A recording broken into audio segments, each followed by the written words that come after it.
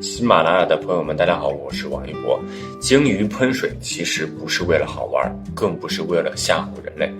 其实那只不过是它呼吸的方式。鲸鱼呼吸的时候需要游到水面，利用头上的喷水孔呼吸，喷出的气体把海水冲出了一个柱，喷完后鲸鱼就会重新沉入水底，几个小时后再浮出水面呼吸喷水。你以为的喷水表演，其实就是鲸鱼很艰难的呼吸啊。